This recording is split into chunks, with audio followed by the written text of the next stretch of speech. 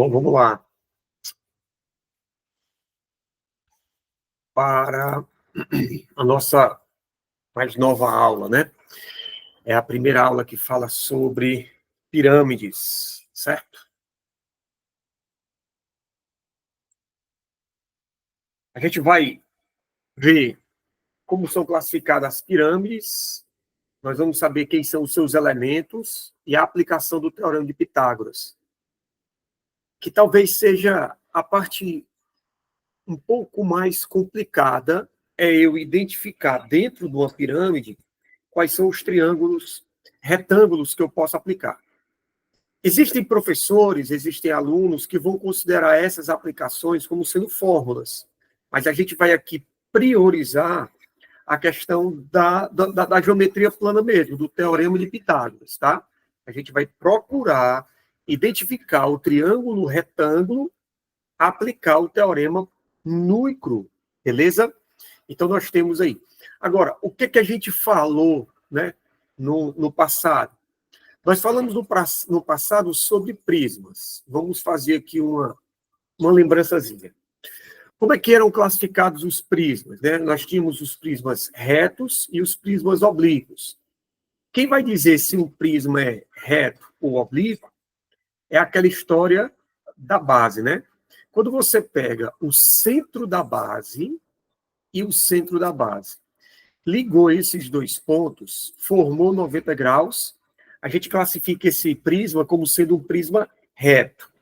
Agora, se eu pego o centro da base de cima e ligo com o centro da base de baixo, e o ângulo é diferente de 90 graus, aí a gente chama esse prisma de prisma oblíquo. Então, quem vai classificar o prisma em reto ou oblíquo é o eixo, que é exatamente esse segmento que vai unir os dois centros, tá? Bom, Alexandrino, em termos de questões, assim, na prática, o que é que a gente precisa? Prismas retos, sem dúvida, tá certo? Outra coisa que a gente estudou, né, sobre prismas. Quando eu digo que um prisma, ele é quadrangular. Um prisma, ele é triangular. Um prisma, ele pode ser hexagonal. Hexagonal. Bom, estou escrevendo rápido aqui, a letra feia, para a gente não perder tempo. Quando eu digo que um prisma ele é quadrangular, é porque a base é um quadrado. Quando eu digo que um prisma ele é triangular, é porque as bases são triângulos. E quando eu digo que um prisma ele é hexagonal, é porque as bases são hexágonos. Então, existe uma ligação entre a base do prisma com o nome do prisma. Se eu digo que a base ela é um pentágono, então eu digo que o prisma ele é pentagonal, tá? Então, a característica do prisma, eu tenho duas bases, sempre, sempre. E essas duas bases, elas sempre vão ser congruentes e paralelas. Então, quando você está falando de prismas, nós temos duas bases. São congruentes, ou seja, mesmas medidas, mesma forma e medidas, tá? Mas paralelas. Toda vez que eu estiver falando de prisma, isso deve ser respeitado, tá? Bom. O que é uma pirâmide, né? Como é que a gente vai classificar? A gente vai ter algumas coisas que a gente pode relacionar entre prismas e pirâmide, outras não, tá? Assim, vamos aqui lembrar aqui outra coisa. Quando eu tenho um prisma, eu estou fazendo aqui a figurinha um pouco rápida. Quando eu tenho um prisma, normalmente a gente trabalha com o prisma reto, tá? E aí, quando eu olho para a face lateral, normalmente, quando eu digo que o prisma é reto, sempre, tá? Mas quando eu falo normalmente, é porque normalmente a gente trabalha com os prismas retos. As faces laterais são retângulos. Quem são as faces lá? Essas partes que estão em volta. Para você se situar, aqui é o teto do seu quarto, aqui é o chão, E aqui você tem 4 paredes, teto. Tá? Então, as faces laterais são como as paredes do seu quarto e as bases você tem o teto e o chão. Mas, Alexandrino, o prisma pode estar deitado? Claro. Se você pegar um prisma, vamos supor assim, ó, como a gente fala, né? Deitado, que na verdade não é deitado. Ele só está numa outra posição. E se eu considerar essa aqui como sendo base e essa aqui como sendo a outra base, então nós temos aqui como sendo a altura. A altura, Alexandre, não tem que estar em pé? Não, em pé que eu falo é 90 graus. A altura não tem que formar 90 graus, não? Calma. A altura nos prismas retos é a distância entre as bases. Claro que se eu chamar esse segmento aqui, ó, essa medida de altura, claro que aqui nós vamos ter 90 graus. Por quê? Porque o que nós chamamos de altura, obrigatoriamente, você tem o quê? Você tem um ângulo de 90 graus com aquilo que a gente está considerando como sendo a base. Bom, fizemos aqui uma visão geral de prisma e vamos aqui para as pirâmides. Assim como os prismas, eu também considero, eu classifico uma pirâmide como sendo uma pirâmide reta e uma pirâmide oblíqua. Quem vai dizer? Quem vai dizer o que é? Mesma coisa que a gente fez lá. Eu vou considerar isso aqui como sendo o vértice. Esse ponto, ele é o vértice da pirâmide.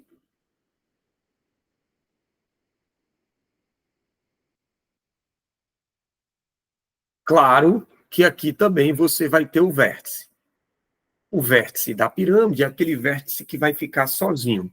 O vértice da pirâmide é aquele que fica oposto à base. Nesse caso aqui, a base é essa parte rosa, e aqui a base vai ser a parte amarela, tá? Bom, quando eu traço o eixo, ele vai sair do vértice e vai para o centro da base. Se você observar, você vai ver que aqui nós vamos ter um ângulo de 90 graus e você vai observar que esse ângulo aqui, ele não é 90 graus. Então, ele é diferente. Então, é assim que eu também vou classificar uma pirâmide como sendo reta ou oblíqua. Quando você tem esse segmento que sai do vértice da pirâmide, V, e vai para o ponto O, eixo. Quando esse eixo chega na base formando 90 graus, pirâmide reta.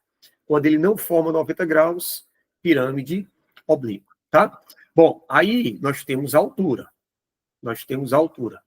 Quando eu falo de altura, lá nos prismas, a gente diz que a altura é a distância entre as bases.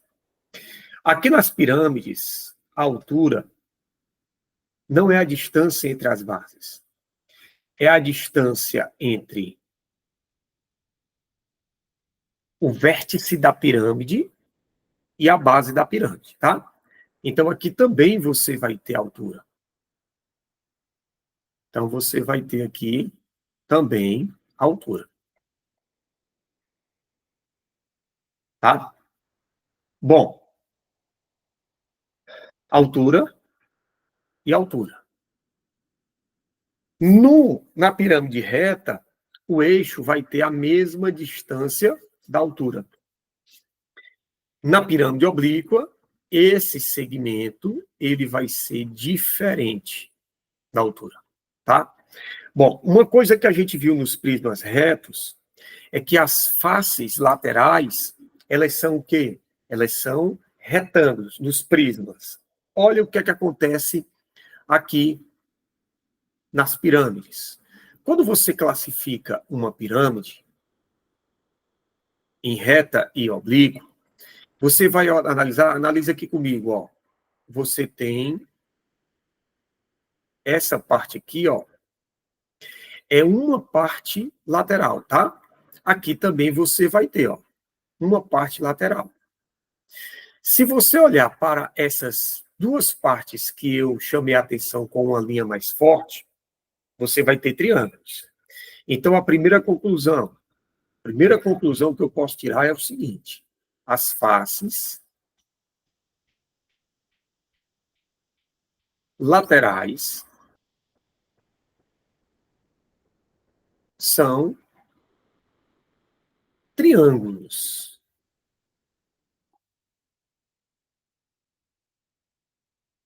Diferentemente, quando a gente estava estudando prismas, que as faces laterais eram retângulos, lembram? Bom, o que a gente pode também continuar falando aqui? Presta atenção.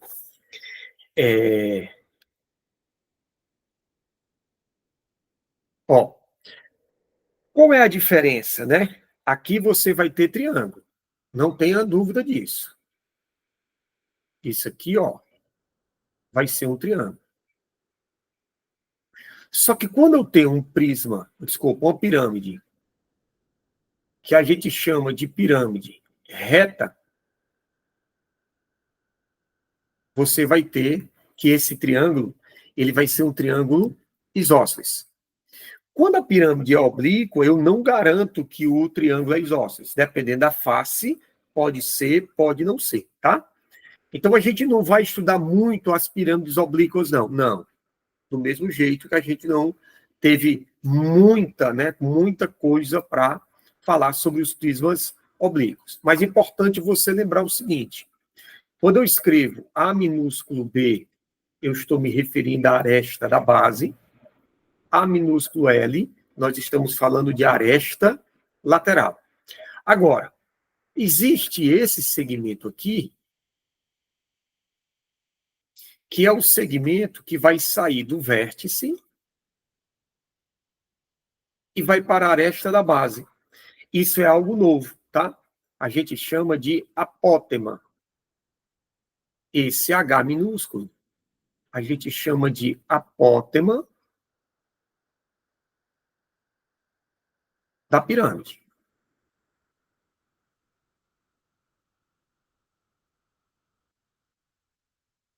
Certo? Você também vai encontrar algumas questões tratando como sendo a altura da face. Também pode ser, tá?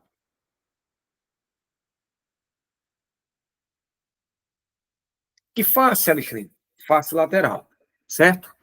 Bom, e nós temos ainda um outro elemento que a gente não falava muito lá nos prismas, não. Aqui é o centro, né? É esse segmento aqui, que eu vou colocar aqui, ó. Esse segmento que vai sair do vértice, ou desculpa, que vai sair da base, do centro da base da pirâmide, e vai para a aresta lateral, a gente chama esse cara de A, onde esse A, ele é chamado de apótema da base. Cuidado para não se complicar. Existem dois apótemas, o apótema da base e o apótema da pirâmide, tá? Aqui, ó, é a aresta da base, só colocando aqui para lembrar, a aresta da base. E aqui é a aresta lateral. Quando o apótema desce, ele desce dividindo a aresta da base a metade. Por quê? Porque eu não disse que o triângulo é isósceles? Na hora que eu traço essa altura, divide o lado ao meio. Perfeito? Isso é uma propriedade, não é uma propriedade da pirâmide em si, é uma propriedade do triângulo isósceles. Bom, aí aqui, né, nós temos uma informação.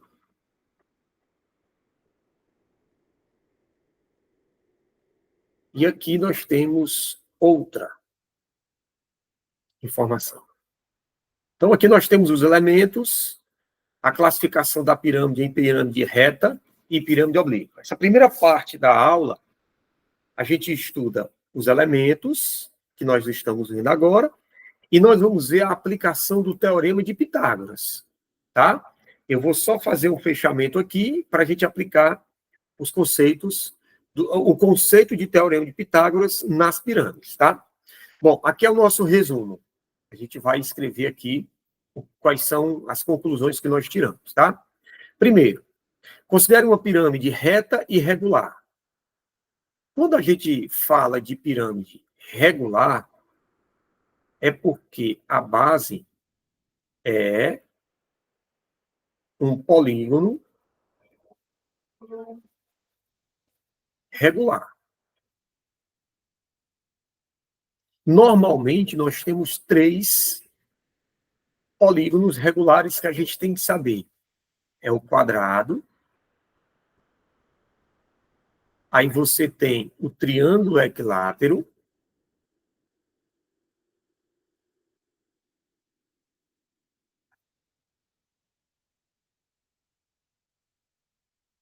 e você tem o hexágono regular.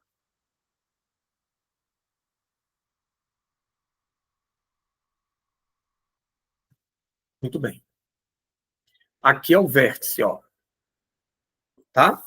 Bom, Alexandre, mas pode ter outros polígonos regulares? Claro que podem ter, tá? Mas nesse caso, o quadrado, o triângulo equilátero e o hexágono regular, eu tenho que saber trabalhar com ele.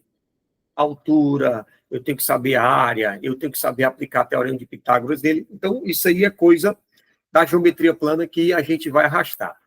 Características das pirâmides, né? Base, única base. Nós só temos uma única base.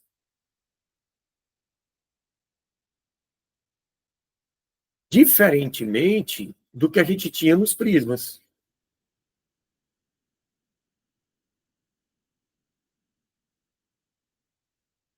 Lá nos prismas, nós tínhamos o quê? 2 bases, congruentes e paralelas. O que é que a gente pode falar sobre a área da base? Mesma coisa que a gente falou lá nos prismas. É a área da figura da base. Quem são as faces laterais? Já dissemos lá, são sempre triângulos. Aí, eu não posso dizer qual é o tipo de triângulo. Se é um triângulo equilátero, se é um triângulo isósceles, não sei. Você vai ter triângulo, tá? Lembrando que, quando a gente fala de faces, eu estou sempre trabalhando com essa aqui, ó.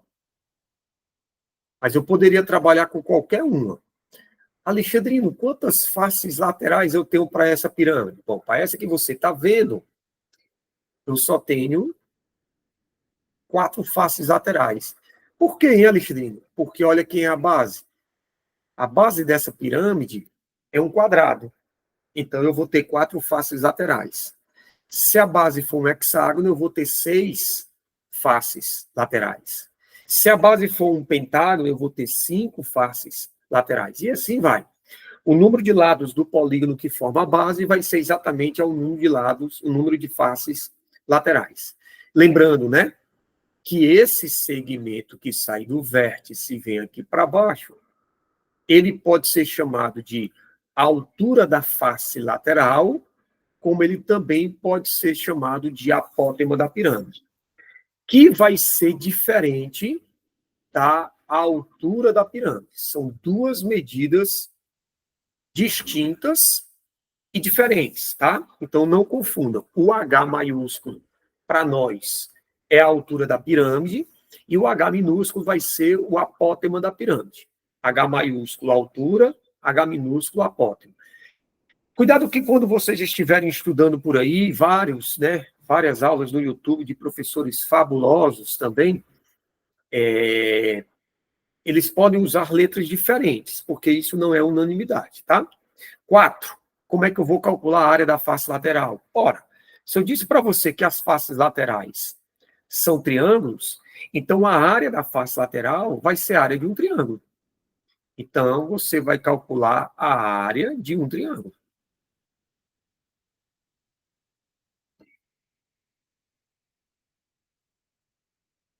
Alexandrino, qual forma? Não, eu tenho várias, né?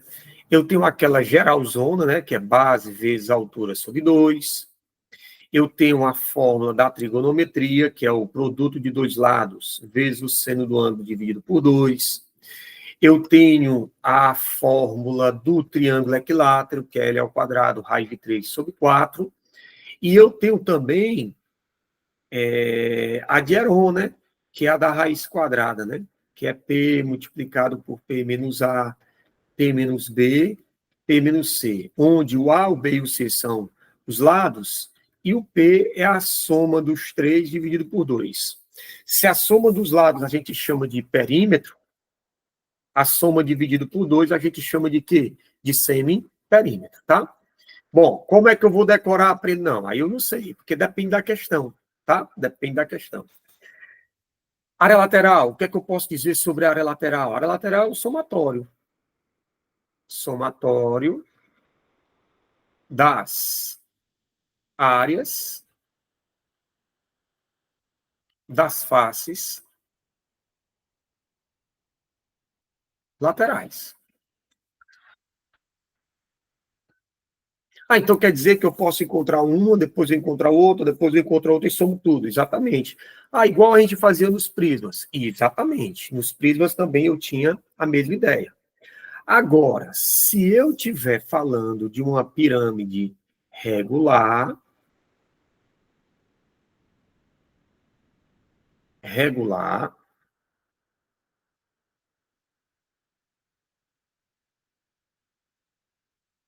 o que é mesmo, hein, Alexandre? Pirâmide regular, tá aqui, ó. Eu posso dizer que a área lateral vai ser N vezes a área de uma face. Eu vou calcular uma face, a área, e vou multiplicar pelo número de lados da base. Como as faces elas vão ser todas congruentes, as áreas vão ser iguais, tá? Bom, aí quem vai ser a área total? Olha o perigo, ó. A área total de um prisma é a área lateral mais 2 vezes a área da base. Por que eu pegava a área da base e multiplicava por 2? Porque eu tinha duas bases, então eu não posso esquecer que agora eu não tenho mais. Como eu estou falando de pirâmides, é apenas uma base. Então, a área total vai ser a área lateral mais a área da base. E, por fim, o volume. Outro perigo. O volume de um prisma é a área da base vezes a altura. O volume de uma pirâmide é a área da base vezes a altura dividido por quanto? Dividido por 3. Também nós temos essa sutil diferença, tá? Cuidado com a área total, cuidado com o volume. São parecidos com o do prisma, mas, tá? Como são parecidos, são diferentes, óbvio, né? Mas como são parecidos, nós temos esse problema, tá? Tem que tomar cuidado. Bom, vamos para frente. E aqui a gente vai aplicar só o teorema de Pitágoras, tá? Nessa primeira parte da aula. Eu vou pegar... Alexandrina, essa pirâmide é quadrada. Sim, essa pirâmide ela é uma pirâmide quadrada.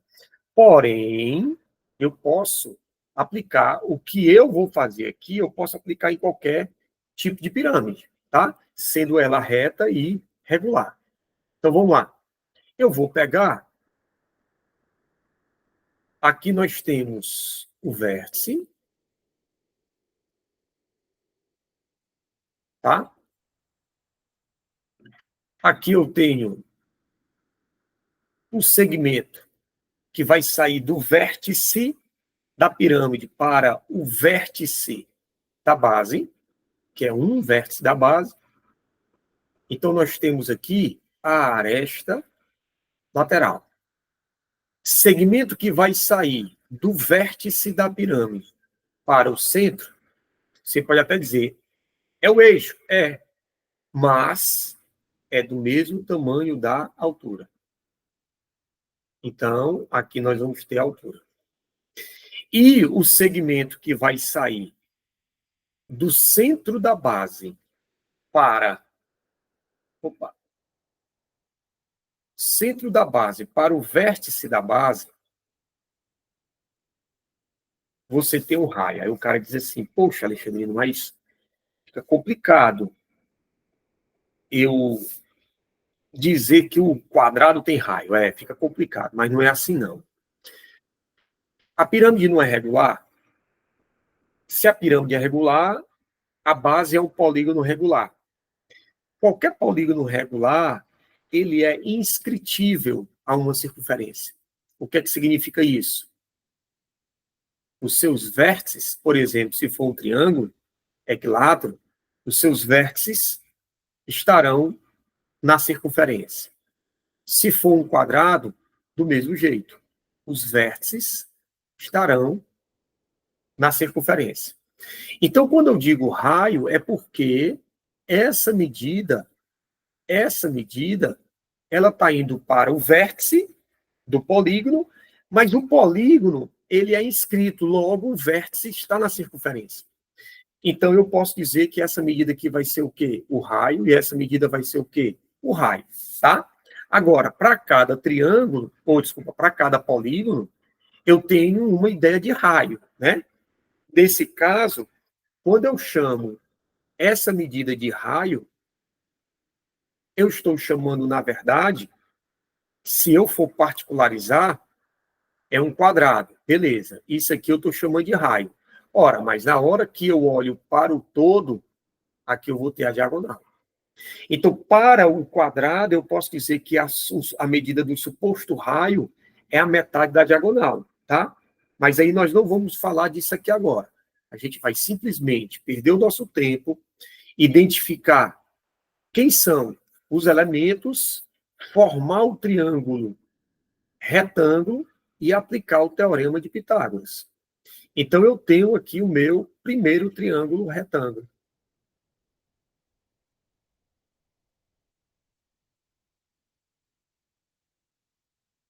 Onde eu posso aplicar o teorema de Pitágoras? Posso. Quem é a hipotenusa? Aresta lateral. Então, a aresta está aqui embaixo. Então, a aresta lateral ao quadrado vai ser igual à altura da pirâmide ao quadrado mais o raio ao quadrado. Então, nós temos aqui...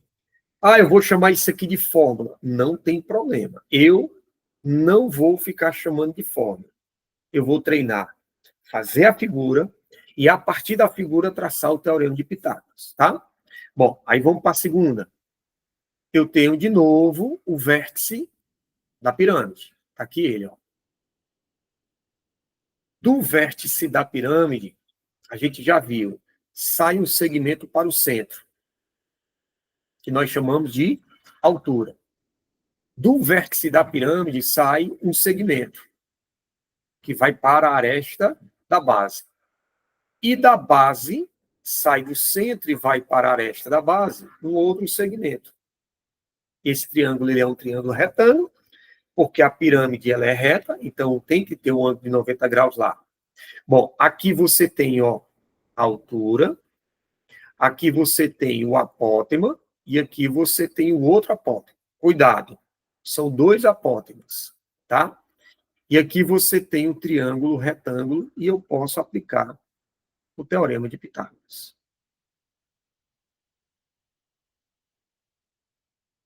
Esse, vou colocar mais uma vez, tá? Esse H minúsculo é o apótema da pirâmide.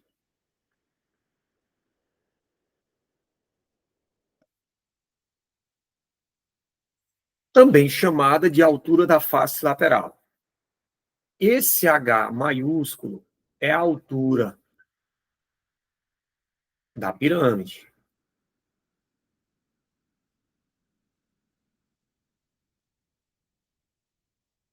Conclusão matemática óbvia. O H grande, ele é diferente do H pequeno. Por quê? Porque o H pequeno é a hipotenusa desse triângulo retângulo, aqui que eu estou fazendo, E o H maiúsculo é cateto. Como é que a hipotenusa vai ser igual ao cateto? Isso não existe, tá? E esse A minúsculo, ele é o apótema da base.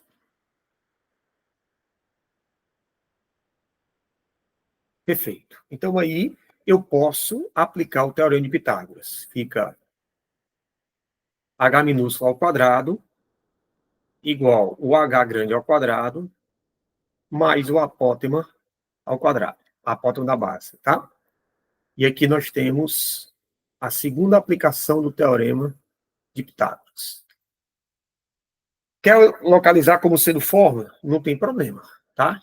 Mas eu acho muito ruim ter que ficar decorando isso como sendo formas. Aqui nós temos, ó, vértice, de novo. Segmento que vai sair do vértice vem para o vértice da base, aresta lateral. Alexandre, quantos segmentos saem do vértice da pirâmide que você está usando? Aresta lateral, apótema da pirâmide, altura da pirâmide. São 3 segmentos que saem do vértice da pirâmide que eu estou usando, tá? Bom, aqui você vai ter o apótema da pirâmide e aqui eu vou fechar o triângulo.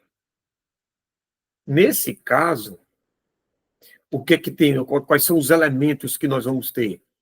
Aqui é um vértice da base, isso aqui vai ser a aresta da base, apótema da pirâmide, e aqui você tem a metade da aresta da base. E aí, ó, nós temos aqui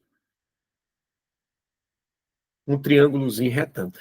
Lembrando que esse triângulo retângulo específico que nós estamos fazendo agora, ele é um triângulo que está na face lateral. Ele não está interno ao triângulo, diferentemente desses dois, ó. Esse triângulo, como pega um dos catetos à altura e um dos catetos à altura, esses dois triângulos retângulos, eles estão dentro, né, da pirâmide. Já esse aqui não. Esse aqui está escorregando, né? Ele escorrega pela parede da pirâmide, né? Ele é um triângulo que eu consigo visualizar inteiramente por fora. Aí nós temos o teorema de Pitágoras. O teorema de Pitágoras diz que a aresta lateral vai ser igual ao quadrado, vai ser igual o apótema da pirâmide ao quadrado, mais a metade da aresta da base ao quadrado.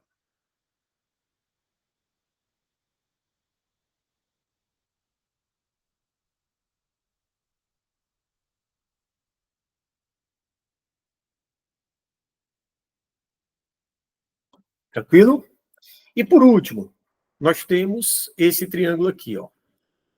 Saiu do centro da base e foi para o vértice, a gente já explicou que isso a gente chama de raio. Saiu do centro e foi para o lado, a gente chama de apótema da base. E aqui, quando você liga, você tem a metade da aresta da base. Então, aqui ficou raio, como a hipotenusa, o apótema da base como sendo um cateto, e a metade da aresta da base. Alexandrino, isso é um triângulo retângulo? Também. E eu também posso dizer que esse triângulo aqui, ele não está na parte interna. Se eu olhasse aqui por baixo dessa pirâmide, eu conseguiria ver esse triângulo. Por quê? Porque ele está totalmente na base desse pirâmide. Então, aqui aplicando o teorema de Pitágoras, o que é que nós vamos ter? Hipotenusa ao quadrado. A hipotenusa, nesse caso, é o raio. Hipotenusa ao quadrado vai ser igual um cateto ao quadrado mais o outro cateto ao quadrado. E aqui, ó, mais uma vez, eu tenho a quarta aplicação do Teorema de Pitágoras. Quem tiver memória, né, quem tiver facilidade de entender que isso são fórmulas, tudo bem, mas eu não indico. Nós temos, né, isso aqui, ó. E aí, o que é que acontece? A gente encerra essa primeira parte da aula e na segunda parte da aula a gente vai fazer um exemplo de aplicação de tudo que a gente viu até agora. Tranquilo? Até já.